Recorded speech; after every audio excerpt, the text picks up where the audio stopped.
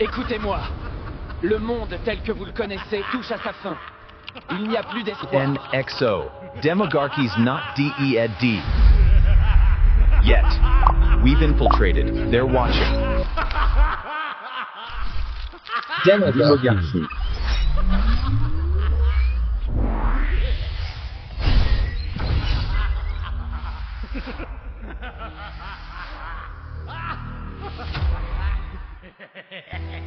Pour survivre à la guerre, il fallait y penser avant. En Belgique, il existe 2 carrières, 2 parcours de vie, qui n'ont presque rien à voir l'un avec l'autre. Et ce n'est pas une image, c'est un système parfaitement documenté et légal. D'un côté, la carrière d'un responsable politique, de l'autre, celle d'un citoyen ordinaire. Aujourd'hui, on va décortiquer ça ensemble. Alors, une chose très importante avant de commencer, on ne va pas parler ici de corruption ou d'affaires illégales, hein. Pas du tout. Non, ce qui est vraiment fascinant, c'est qu'on va juste regarder ce que la loi autorise, ce qui est écrit, noir sur blanc, parce que c'est justement en regardant ce qui est parfaitement légal qu'on comprend l'ampleur du fossé. Allez, on y va. On va plonger dans le vif du sujet. Pour bien voir comment ça se passe, on va comparer ces 2 carrières point par point. Et on va commencer par ce qui parle souvent le plus, et oui, l'argent. Alors, premier chiffre, 9 364 €. Qu'est-ce que c'est ? Eh bien, c'est le salaire mensuel brut d'un député fédéral en Belgique. Voilà, c'est le point de départ pour la carrière politique. Et en face de ça, on a ce chiffre, 4 076 €. Ça, c'est le salaire mensuel brut, moyen, pour un citoyen belge. Le contraste, il est immédiat, il est même saisissant. Et ce graphique, il met les choses au clair, visuellement. D'un côté, le parlementaire, de l'autre, le citoyen. On parle d'un rapport de presque 1 à 3. Ce n'est pas juste une petite différence, hein, c'est vraiment une différence structurelle. Mais attention, le salaire, ce n'est que la partie visible de l'iceberg. Le plus intéressant, c'est ce qui est un peu caché. C'est cet avantage fiscal un peu invisible. Imaginez, un parlementaire touche une indemnité forfaitaire qui représente 28% de son salaire. Et cette somme est totalement nette d'impôts. C'est considéré comme des frais. Et ça tombe automatiquement sans avoir à justifier quoi que ce soit. Maintenant, essayez de faire ça en tant que citoyen. Déduire 28% de vos revenus en frais, il faudrait une montagne de factures, de preuves et s'attendre à un contrôle fiscal, disons, très poussé. Ce tableau, il résume tout ça très bien. Que ce soit le salaire, l'exonération fiscale, les plafonds de revenus ou même les collaborateurs payés par l'État, ligne après ligne, on voit se dessiner le même schéma. Un avantage financier systématique pour la carrière politique. Bon, on a parlé argent. Maintenant, passons à notre point, tout aussi fondamental, la sécurité. Comment est-ce que ces 2 carrières protègent les gens face aux coups durs de la vie ? Eh bien, vous allez voir, le contraste est tout aussi frappant. Regardez ça. D'un côté, on a l'immunité parlementaire. C'est dans la Constitution, article 58. Ça veut dire quoi ? Ça veut dire une irresponsabilité totale et à vie pour tout ce qu'ils disent dans le cadre de leurs fonctions. Ils peuvent littéralement tout dire dans l'hémicycle sans jamais risquer de poursuite. Et de l'autre côté, il y a le citoyen. Lui, il engage sa responsabilité civile et pénale pour chaque mot. Aller critiquer publiquement son patron et on risque un licenciement pour faute grave. C'est vraiment 2 mondes, 2 régimes de liberté d'expression. Et si on perd son job, qu'est-ce qui se passe ? Pour le parlementaire, la fin de son mandat, c'est pas la fin du monde. Il peut toucher une indemnité de sortie qui peut aller jusqu'à 24 mois de salaire, 2 ans. Pour le citoyen, c'est le chômage, avec des allocations qui diminuent avec le temps, des contrôles permanents, une pression constante pour retrouver du travail. Pas vraiment la même chose, quoi. Maintenant, parlons maladie. Un parlementaire tombe malade. Résultat, aucune conséquence, ni sur son mandat, ni sur son indemnité. Tout est maintenu à 100%, et il n'y a même pas de contrôle médical obligatoire. Et en face, pour le citoyen, c'est une toute autre histoire. Depuis les mesures qu'on appelle Arizona, un travailleur peut être viré pour force majeure médicale après seulement 6 mois d'absence. C'est peut-être là que le contraste est le plus dur, le plus cruel entre les 2 systèmes. Et attention, ce n'est pas un petit problème qui concerne quelques personnes. Fin 2023, on parlait de plus d'un demi-million de personnes en Belgique en incapacité de travail de longue durée. Un demi-million de personnes qui vivent avec cette pression et cette précarité. Et ce fossé, il ne s'arrête pas là. Il se creuse encore quand on arrive à la fin de carrière. Le système de pension, c'est le 3e grand chapitre de cette histoire à 2 vitesses. Alors, il faut savoir qu'en Belgique, il y a une loi qui impose un plafond pour les pensions du public. Ça s'appelle le plafond Winix. Il est fixé à 7 813 €. En théorie, personne ne peut dépasser ça. Sauf que les parlementaires ont trouvé un moyen, parfaitement légal, via une sorte d'association interne qui leur permet de dépasser ce plafond de 20%. Résultat, leur pension peut monter jusqu'à presque 9 400 €. Et le plus incroyable dans cette histoire, ce qui montre vraiment comment le système fonctionne, c'est qui a validé ce mécanisme. Regardez la liste des partis. PS, MR, NVA, Écolo. En gros, tout le monde. La majorité, l'opposition, tous main dans la main pour se voter un privilège qu'ils refusent à tous les autres. Pendant ce temps-là, pour le citoyen, la situation, elle, s'est durcie. Maintenant, les périodes de maladie ne sont plus vraiment prises en compte de la même manière pour le calcul de la pension anticipée. En clair, être malade pendant sa carrière, ça vous coûte de l'argent au moment de la retraite. C'est une sorte de malus, une double peine.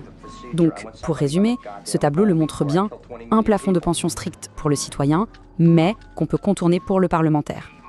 Un impact négatif de la maladie pour l'un, mais pas pour l'autre. Des indemnités de sortie très confortables d'un côté et un chômage qui diminue de l'autre. C'est clair, non ? Ok, on a vu la rémunération, la sécurité, la pension. Maintenant, il est temps de mettre toutes les pièces du puzzle ensemble. De prendre un peu de recul pour voir l'image complète. L'architecture de ce système à 2 vitesses. Et s'il y a un chiffre qui résume bien où se situe l'effort, c'est celui-ci, 93%. Le fameux plan budgétaire Arizona doit faire 23 milliards d'économies. Eh bien, 93% de cet effort, il pèse sur qui ? Sur la sécurité sociale, sur les services publics, bref, sur la population. Et seulement 7% viennent des plus gros patrimoines. Et voilà, le tableau final, la grande synthèse. On parle d'accès à l'emploi, de revenus, de sécurité, de responsabilité, de contrôle. À chaque fois, les règles du jeu sont différentes. Et le point le plus important à comprendre, c'est que ce n'est pas un accident. Cette différence, elle n'est pas le fruit du hasard. C'est le résultat d'un système légal, cohérent et parfaitement structuré. Il y a une citation de la source qui résume ça à la perfection. Elle dit « L'opacité n'est pas un bug, c'est une feature ». En gros, toute la complexité du système belge, les jargons, les différents niveaux de pouvoir, tout ça, c'est fait exprès. Ça sert d'écran de fumée. L'opacité, ce n'est pas une erreur du système, c'est une de ses fonctions de base. Et c'est ça le cœur du problème. Ce système à 2 vitesses, il ne tient pas grâce à des magouilles illégales. Il tient par quelque chose de bien plus puissant, le fait d'avoir rendu le privilège normal aux yeux de la loi. Quand la classe politique, tout parti confondu, se vote des avantages, ce n'est même plus un scandale. C'est juste le système qui fonctionne normalement. Et tout ça nous amène à une dernière question, une question fondamentale. Tout ce qu'on vient de voir, c'est légal, c'est écrit dans les textes. Mais un système qui crée un tel fossé, une telle distance entre ceux qui écrivent les règles et ceux qui doivent les suivre tous les jours, est-ce que c'est encore vraiment démocratique ? La question, évidemment, reste ouverte. Bonjour et bienvenue. Aujourd'hui, on va se pencher sur un document assez explosif, un rapport citoyen de février 2026. Il avance une idée qui est à la fois simple et franchement dérangeante, l'existence de 2 Belgiques. Oui, et attention, pas le clivage habituel Flandre-Wallonie. Non, pas du tout. On parle ici d'une Belgique pour la classe politique et d'une autre, radicalement différente, pour le citoyen. Exactement. Et ce qui est fort, c'est que l'analyse ne porte pas sur la corruption, les scandales. Non, on est au-delà de ça. On est sur ce que la loi elle-même autorise. Les auteurs appellent ça la fabrique de l'inégalité légale. C'est une formule choc. L'idée, c'est donc de suivre leur démarche et de mettre en miroir, point par point, la carrière d'un élu face à celle d'un citoyen lambda. C'est ça. Et il faut insister sur la méthode du rapport. C'est sa force. Ah oui. Cour des comptes, les chiffres de Stadbel. Donc n'importe qui peut vérifier. N'importe qui. L'idée n'est pas de pointer des individus du doigt, mais de décortiquer un mécanisme, un dysfonctionnement structurel. Et c'est là qu'on voit le fossé. Alors, allons-y. Entrons dans le vif du sujet, celui qui fâche souvent. L'argent. Le rapport ouvre avec un chiffre qui donne le ton. Le salaire mensuel brut moyen d'un citoyen, d'après Stadbel, ça oscille entre 3 400 et, disons, 4 100 €. Voilà, en face, un député fédéral, lui, touche environ 9 364 € bruts. Le ratio est simple, c'est presque du 1 à 3. Ça place d'ailleurs nos parlementaires parmi les mieux payés d'Europe, juste derrière l'Italie et l'Allemagne. D'accord, mais ce n'est que le début, si je comprends bien. Le rapport parle d'un privilège fiscal invisible. Oui, et c'est là que ça devient fascinant. Un parlementaire, il a une indemnité forfaitaire pour frais. C'est 28% de son traitement. 28%. Et cette part est totalement exonérée d'impôts. C'est automatique, il n'y a aucun justificatif à fournir, aucun contrôle, Attendez, rien, pas la moindre facture. rien du tout? Et c'est ça le point crucial. Le citoyen, lui, pour déduire ses frais réels, il doit se battre, prouver chaque centime. Pour l'élu, on présume que ces frais sont légitimes. C'est une différence de confiance, inscrite dans la loi fiscale. Et en plus de ce salaire et de cet avantage fiscal, il y a le cumul des revenus. Ça me paraît énorme. C'est quoi la règle exactement? La règle, elle est très claire.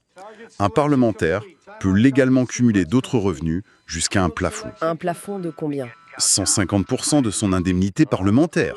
On arrive à un total d'environ 228 000 € bruts par an. C'est gigantesque. Et pour l'illustrer, le rapport s'appuie sur la base de données Cumuléo. On y voit que certains élus ont une dizaine de mandats en même temps. Bourgmestre, administrateur d'intercommunal. Et pendant ce temps, le citoyen qui cumule 2 boulots pour joindre les 2 bouts. Lui n'a aucun avantage. Au contraire, il bascule dans une tranche d'imposition supérieure et son deuxième emploi devient fiscalement beaucoup moins intéressant. 2 mondes, 2 logiques. C'est intéressant que vous parliez de 2 mondes, parce que le rapport suggère que le vrai fossé n'est même pas financier. Il est au niveau de la sécurité, de l'exposition au risque. Absolument. La protection, elle est d'abord juridique. C'est-à-dire? L'immunité parlementaire, c'est ça. Il y a 2 articles clés dans la Constitution. D'abord l'article 58, l'irresponsabilité. C'est une immunité absolue et à vie pour toutes les opinions et tous les votes émis au Parlement. À vie. À vie. Et puis l'article 59, l'inviolabilité. En gros, pas de poursuite, pas d'arrestation, sans l'accord de l'Assemblée, sauf en cas de flagrant délit. Et le citoyen, en face? Le citoyen, lui, chaque parole publique, chaque post sur les réseaux sociaux engage sa responsabilité. Une critique un peu trop virulente de son employeur, et c'est la porte. Cette asymétrie devient encore plus violente quand on parle de la perte d'emploi. Le rapport utilise l'expression « 2 univers parallèles ». C'est exactement ça. D'un côté, le parlementaire. Son mandat, c'est un contrat blindé de 5 ans. S'il n'est pas réélu, il ne tombe pas dans le vide. Il a un parachute. Un parachute doré, oui. Une indemnité de sortie de 9 742 € par mois. Non. Si! Pendant 2 mois par année, 2 mandats avec un maximum de 24 mois. Et je ne parle pas du réseau qui aide à se recycler dans un cabinet ou une intercommunale. Et de l'autre côté? De l'autre côté, le citoyen. Préavis court, chômage dégressif. Et depuis les mesures du gouvernement Arizona, ces allocations sont limitées à 24 mois. Point. Avec la pression constante d'Actiris, du Forum. C'est sur ce point-là qu'on touche à ce que le rapport appelle le contraste le plus cruel, la maladie de longue durée. Les chiffres sont fous, plus d'1 demi-million de personnes fin 2023. Oui, et pour elles, les règles se sont durcies. Pour le citoyen, ces mesures Arizona ont introduit la possibilité d'un licenciement pour force majeure médicale après seulement 6 mois d'absence. 6 mois. Et avec des contrôles des médecins conseils, des sanctions si on ne collabore pas assez vite à la réintégration. Et pour un parlementaire? Pour un parlementaire malade, même gravement, la situation est tout autre. Son mandat est maintenu, son indemnité est versée à 100% jusqu'à la fin de la législature. Sans contrôle médical. Aucun contrôle médical obligatoire. Aucun risque de licenciement. La carrière est totalement blindée contre les aléas de la vie. On retrouve encore cette idée des 2 Belgiques. Une où la maladie peut vous faire basculer dans la précarité et l'autre où ça n'a aucun impact professionnel. J'imagine que ça se prolonge jusqu'à la retraite. Ça ne fait que s'amplifier. Le système des pensions, c'est un cas d'école. Pour comprendre, il faut partir du plafond Winning-X. Le plafond Winning-X. C'est le plafond légal pour toutes les pensions du secteur public. 7 813 € bruts par mois. En théorie, personne ne peut toucher plus. En théorie. Je sens venir un mais. Un énorme mais. L'analyse révèle qu'en 2013, la Chambre a créé une ASBL interne, non très sobre, pension des députés. Une ASBL interne. Oui, son unique but, contourner ce plafond. Ce mécanisme a permis aux élus de s'octroyer un supplément de pension de 20% au-dessus de la limite légale. Donc des pensions qui montent jusqu'à 9 375 €. Exactement. Mais c'est à peine croyable. Une structure légale créée par une institution publique pour contourner une loi qu'elle impose à tous les autres. C'est bien ça? C'est précisément ce que le document met en lumière. Et le plus frappant, c'est ce qu'ils appellent la collusion transpartisane. C'est-à-dire? C'est-à-dire que le document qui valide ça, il a été signé par des représentants du PS, du MR, de la NVA, d'Écolo. Majorité-opposition main dans la main pour s'auto-exempter des règles d'austérité. Et le parallèle que le rapport fait à ce moment-là est... Dévastateur. Il est dévastateur, oui. Parce que pendant que ce système se mettait en place, le même monde politique introduisait un malus pension pour les citoyens. Le malus. Le principe est simple. Les périodes de maladie ne comptent plus comme du travail pour la pension anticipée. Le rapport donne un exemple. Un travailleur avec 33 ans de carrière et 2 ans de maladie, hop, malus de 4% sur sa pension. C'est l'illustration parfaite de ces deux carrières. D'un côté, on dépasse le plafond, de l'autre, on pénalise la fragilité. C'est ça. Tout ça soulève une question évidente, le contrôle. Qui surveille tout ça? C'est un autre point central, l'asymétrie du contrôle. Le citoyen y passe sa vie à se justifier, au fisc, à l'ONEM, à la mutuelle. Chaque aide est conditionnée à un contrôle. Et l'élu? L'élu, lui, évolue dans un système d'autocontrôle. L'exemple le plus parlant, c'est la déclaration de patrimoine. Elle est déposée sous pli fermé, personne ne la consulte. Donc ça ne sert à rien. Sauf cas exceptionnel, non. La commission de déontologie existe, mais ses pouvoirs sont quasi nuls. C'est un monde basé sur la confiance par défaut. Mais alors, si les contrôles sont si faibles, qu'est-ce qui empêche un député de voter n'importe comment? Où est le contre-pouvoir? Le rapport est très clair là-dessus. Le vrai pouvoir de contrôle, ce n'est pas le citoyen. Ce sont les partis. La fameuse discipline de parti. Exactement. La Constitution interdit le mandat impératif. Un élu est censé voter en son âme et conscience. Mais la réalité, c'est la particratie. Un député qui vote contre la ligne de son parti, il risque de ne pas être sur la liste aux prochaines élections. C'est la fin de sa carrière. Donc la Constitution le protège de la justice, mais pas de son parti. Voilà. Les auteurs citent une analyse qui conclut « Les véritables dirigeants du pays sont les présidents de partis. Le vote d'un adhérent de parti compte plus que celui d'un électeur. » Et tout ce système qui s'autoprotège, il a forcément un coût. Un coût énorme. C'est la fameuse lasagne institutionnelle belge. 6 gouvernements, des parlements partout. L'exemple du Sénat est parlant. Compétences réduites à presque rien, mais un budget 2025 de 44,5 millions d'euros par an. 44 millions. Pour une assemblée de réflexion. Cette complexité a un coût et elle maintient une classe politique pléthorique. La question de qui paye la facture est donc centrale. Et là, l'analyse du plan budgétaire Arizona est cruciale. 23 milliards d'économies à trouver. Comment l'effort est-il réparti? La conclusion du rapport est sans appel. Leur analyse montre que 93% de l'effort porte sur la sécurité sociale, les services publics, la population. Seulement 7% sur les plus hauts patrimoines. 93%. La conséquence directe, et le chiffre donne le vertige, c'est que 180 000 personnes perdront leurs allocations de chômage d'ici juillet 2027. C'est énorme. Et pendant ce temps, les dotations aux partis politiques ont été gelées, mais pas réduites. Et surtout, les indemnités des parlementaires, elles, restent indexées sur l'inflation. Et le rapport met ça en regard d'une alternative qui semble toujours bloquée. Exactement. Il cite des études, du Bureau du Plan, de l'UC Louvain.